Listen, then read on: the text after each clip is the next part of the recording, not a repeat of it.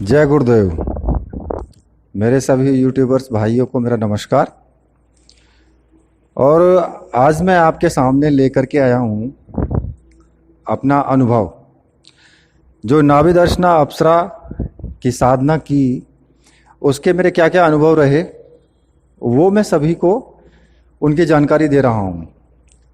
जानकारी इसलिए दे रहा हूँ ताकि उनको एक रास्ता मिल सके, उनको ये पता लग सके कि अप्सरा की साधना करने पर क्या क्या अनुभव हो सकते हैं, कैसा कैसा हमें अनुभव आता है, उससे कुछ उनको जानकारी मिल जाए जिससे कि वो सजग भी रहें।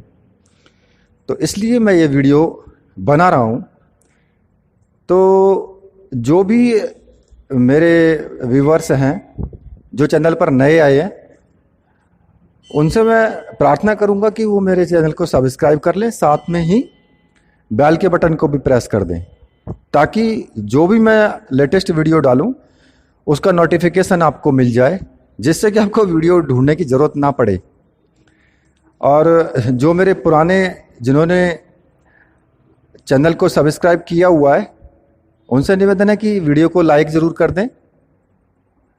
तो अब आगे बढ़ने से पहले मैं आपको बताना चाहूँगा कि मैंने पिछली वीडियो में जो मैंने आपको बताया था कि भाई मैंने दीपावली वाले दिन जो मैं बटुक भैरव जी को भूल गया था, उसकी वजह से मैंने गोवर्धन वाले दिन फिर बटुक भैरव की थोड़ा साधना की, और उसके उस साथ में ही नाभि दर्शना अप्सरा यंत्र पर मैंने एक गुलाब का पुष्प चढ़ाया था। तो तुरंत मुझे अनुभव हुआ कि कोई काली सी परछाई आई है मेरे पीछे से, और मतलब बाहर से ऐसे लगा कि जैसे बाहर से आई है, पीछे कर घूम के गई है, और तुरंत वो उस यंत्र के अंदर समाहित हो गई है। तो मैं भी कुछ अजीब सी घटना, तो मैं भी एकदम भौचक्का सा रह गया कि पता नहीं ये क्या हुआ। अब होता क्या है, यहां से एक पता नहीं क्या हुआ मुझे कि अंदर से मतलब एक भावना जगी कि चलो यंत्र भी रखा है, माला भी रखी है, तो यार साधना ही कर लेते हैं। अब हुआ क्या कि नवरात्रे दीपावली से ही स्टार्ट किया। नवरात्रे में तो मैंने बताया था कि नवरात्रे में मैंने शिव की साधना की, और उसमें मैं पर डे सुबह के टाइम एक माला जो बगलामुखी यंत्र मंत्र का मैं जाप किया करता था, उसके हवन किया करता था साथ में। तो वो तो मैं कर चुका था पहले ही। और नाभि दर्शना की मैंने दीक्षा भी ली थी गुरुदेव से, शक्तिपात दीक्षा थी मेरे पास। अब मैंने स्टार्ट कर दिया फिर। अब होता क्या है कि उसमें मेरी क्या तो जो मैंने साधना की उसका तरीका ही कुछ अलग था। अब तरीका सुनोगे तो आप भी कहोगे कि भाई साहब ये क्या कर दिया आपने, लेकिन मुझे भी कुछ नहीं पता। बस सुबह सुबह उठा उससे अगले दिन, और नहा धो करके, और करीब करीब ऐसा कोई टाइम होगा 8:30 बजे का सुबह के टाइम, और मैं बैठ गया पूजा करने। अब जब पूजा करने बैठ गया तो पूजा में मैंने शुरुआत में इसे स्टार्ट की, अपने गुरु मंत्र का जाप किया और चेतना मंत्र का जाप किया, उसके बाद गायत्री मंत्र का जाप किया, और उसके बाद फिर मैंने हनुमान जी के मंत्र का जाप किया जो कि मेरे इष्ट देव हैं, और फिर शिव भगवान भोलेनाथ के मंत्र का जाप किया। अब इतनी कम से कम ये बैठता था मेरा करीब करीब 9 माला के आसपास बैठता था, ये 9 या 11 माला बैठता था। तो मुझे इसमें कुछ ज़्यादा नहीं तो 45 मिनट का टाइम पहले ही लग जाया करता था।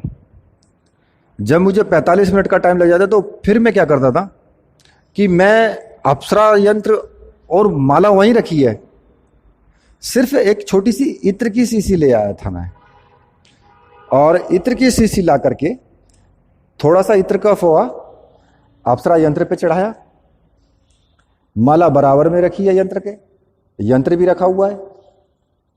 बाकी ना तो उस माला से मैंने जाप किया, माला सिर्फ मैं यूज करता था गुरु मंत्र और शिव के मंत्र के लिए या हनुमान जी के मंत्र के लिए। उसके बाद मैंने कोई माला का यूज नहीं किया। नाभि दर्शना के लिए मैंने माला का यूज ना करके और सीधा ध्यान लगाया।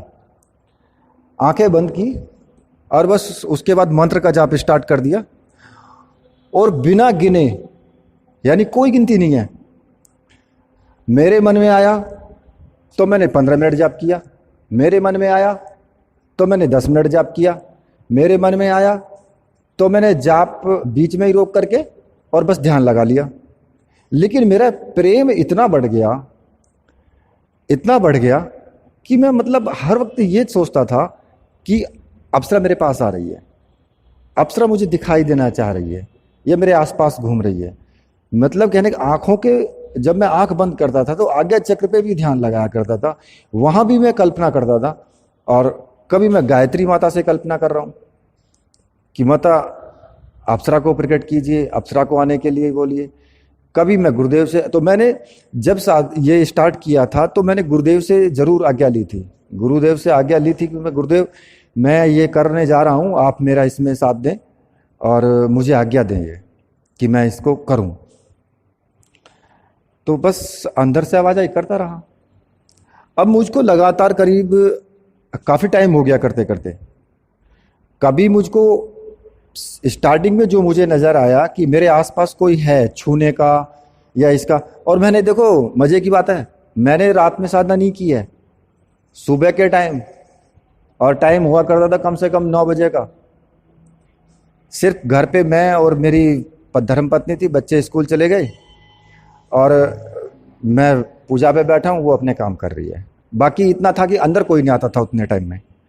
उसके बाद कमरा कुछ ऐसा था, उसके बाद बच्चे भी उस कमरे में आते थे और सब लोग उस कमरे में आकर के, मतलब वैसे कोई लेटता नहीं था, लेकिन कुछ सामान रखा था तो उसे सामान को भी कभी कोई लेने आ गया, कभी बच्चे आ गए, कभी मैं चला गया, तो मतलब पूजा घर है तो उस तरीके से था। ऐसा कुछ नहीं था कि एक कमरा बंद कर दिया तो बिल्कुल एकदम उसके अंदर ही बंद हो गए, न उसके अंदर कुछ जाएगा ही नहीं, इतनी कैसी कोई लिमिट नहीं थी।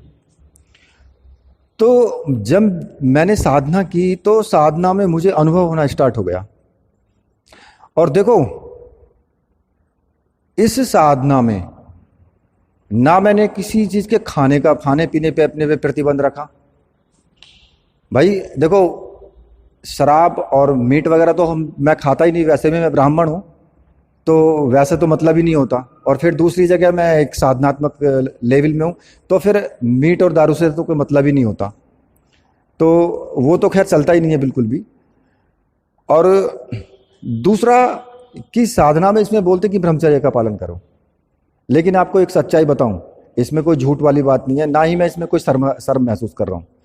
मैंने बिल्कुल भी ब्रह्मचर्य व्रत का पालन नहीं किया, मतलब घरवाली भी है मेरी, तो मतलब मैंने कोई ब्रह्मचर्य का पालन नहीं किया इसमें। मतलब एक तरीके से आप ये समझिए कि जैसे ना वो बोलते ना कि जो मन में आएगा वो करूंगा, अघोर टाइप में आ गया। तो मैंने मतलब किसी भी चीज का कोई पालन नहीं किया, लेकिन बस हाँ उसके प्रति मैंने प्रेम रखा, एक प्रेम रखा। और मैं सोचता था उसके प्रति, ऐसा कोई प्रेम नहीं था। मैं आपको सच्चाई बताऊं तो ऐसा कुछ भी नहीं था कि मैंने प्रेम को प्रेम के रूप से देखा। वासनात्मक प्रतिबिंब भी आ जाया करते थे, लेकिन जो चल रहा था वो चल रहा था। तो मैंने मतलब किसी से दीक्षा तो ले ली, लेकिन मैंने किसी से पूछा नहीं, कोई उस टाइप का अनुभव कि बताने वाला कि जैसे मैंने पूछ लिया जा करके, किसी को कुछ नहीं पता था कि मैं क्या कर रहा हूं, ना बच्चों को, ना बीवी को, ना किसी और को। तभी क्या होता है कि मुझे करते करते काफी टाइम आ गया, अनुभव चलते रहे।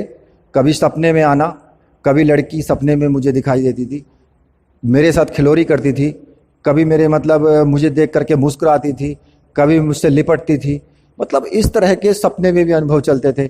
मैं थोड़ी, अच्छा और एक चीज और थी कि रात में जब मैं सोता था तो सोते टाइम मैं क्या करता था, लेटे लेटे नाभि दर्शना के अप्सरा का मंत्र का जाप कर दिया, ध्यान लगा दिया लेटे लेटे ही। अब वो पता लगता तक मेरी नींद लग गई है, और नींद लगते ही तुरंत मुझे एक लड़की दिखाई देती थी, और जो मुझे लड़की दिखाई देती थी तो मेरी आंख खुल जाया करती थी। कई बार आंख खुल गई है बीच में, मतलब कि जैसे होता ना कि 5 मिनट के लिए आंख लगी और फिर खुल गई, उस तरीके से होता था। उसके बाद मैं फिर सो गया। फिर लास्ट में जब काफ़ी टाइम हो गया, करीब करीब 1 महीना गुजर गया, तो मुझे फिर ना लगने लगा कि कोई मैं कहीं छत से गिर रहा हूं, कहीं मुझे मोटे मोटे सांप नजर आ रहे हैं सपने में, अजगर बड़े बड़े, और वो कोई मुझसे कह रहा है कि तू निकल जा, तुझे कुछ नहीं कहेंगे ये। तो इस तरह के मुझे अनुभव आते रहे। डरावने अनुभव भी सपने में आएंगे आपको, ये भी निश्चित है।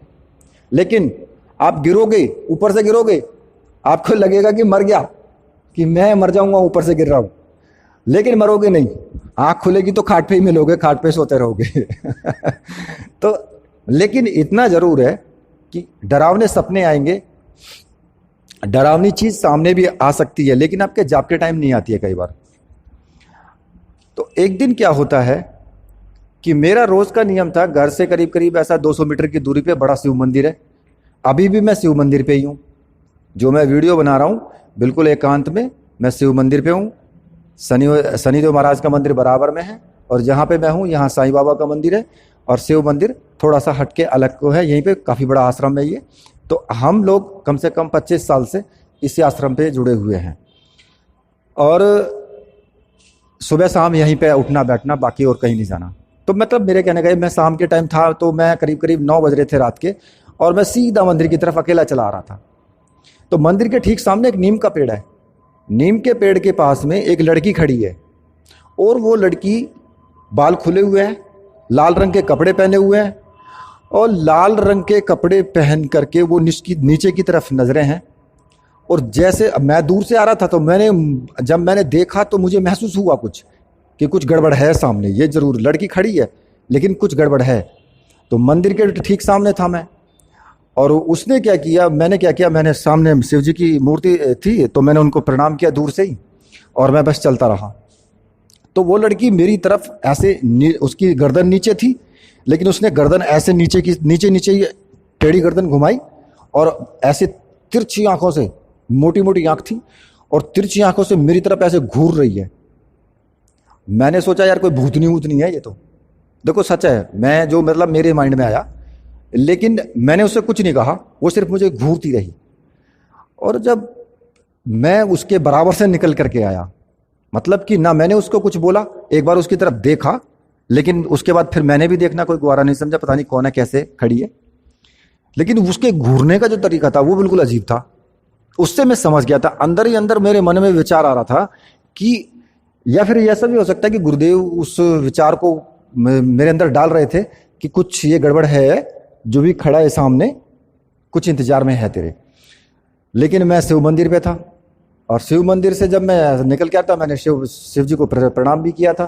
तो मतलब कुछ वहाँ पे, और सिद्ध जगह वैसे है, तो मतलब कि उसको मौका नहीं मिला कुछ भी। अब हो सकता है कि वो क्या था क्या नहीं था, या फिर वही नाभि दर्शन अप्सरा अपना कुछ रूप चेंज करके आई थी, या फिर ऐसा भी हो सकता है कि वो इसलिए खड़ी थी या इसलिए मुझे घूर रही थी, उसको ये तो मेरे ऊपर क्रोध आ रहा था। क्रोध किस लिए आ रहा था कि मैं किसी भी तरह का कोई पालन ही नहीं कर रहा था, ना कोई ब्रह्मचर्य का पालन है, ना कोई खाने पीने का पालन है, ना कोई कपड़े लत्ते का पालन है। मतलब सब एक धान 27 शेर, सब एक हवा में उड़ा दिया। और फिर कर रहा हूँ साधना, जबरदस्ती चल रहा है। मतलब एक तरीके से ये आ गया कि जबरदस्ती वाली चीज आ गई। और घबराने का तो मेरा कोई मतलब ही नहीं था, क्योंकि मुझे अपने गुरुदेव के ऊपर पूर्ण विश्वास है कि जिन्होंने मुझे काम पिशाचनी से बचा लिया, मैंने अपनी पिछली वीडियो में बताया भी है कि वो तुरंत सामने आ गए, तो मुझे कुछ प्रॉब्लम भी नहीं है। तो मैंने कहा ठीक है, करते रहा। मैं निकल के चला आया वहाँ से। जब मैं वहाँ से निकल करके चला आया, तो मैं आकर के मंदिर पे महाराज जी हैं, उनके पास में आकर के बैठ गया। तो मैं फिर थोड़ी देर बाद मैंने देखा कि देखो तो सही, कहीं पे नीम के पेड़ के पास में वो लड़की खड़ी थी, कहाँ गई है? वो अकेली खड़ी थी। और मैं गया तो वहाँ कुछ नहीं था, उस लड़की का पता ही नहीं था कहाँ गई। तो इस तरह की ये एक घटना मेरे साथ हुई है। उसके बाद तो और भी घटना हुई है, लेकिन वीडियो बहुत लंबी हो जाएगी। एक मेरे व्यूवर्स ने कहा था कि गुरुजी आप वीडियो बहुत लंबी करके डालते हो, तो वो ना काफ़ी बड़ी हो जाती है। तो इसलिए मैं अब यहीं पे समाप्त कर देता हूँ, क्योंकि अगला जो मेरा इसके बाद क्या हुआ वो मैं आपको अगली वीडियो में बताऊंगा फिर, क्योंकि यार वो कम से कम 15 मिनट की वीडियो हो गई है ये। तो अब इसलिए मैं इसको यहीं पे समाप्त कर दे रहा हूँ। और आगे का जो वीडियो है कि आगे क्या हुआ, आगे मुझे कौन सा अनुभव मिला, और तो वो मैं आपको बाद में बताऊंगा फिर। तो उसी के साथ अब मैं आपसे विदा लेता हूँ। तो बोलिए मेरे साथ में, जय हो वीर बजरंगबली महाराज की जय। जय हो वीर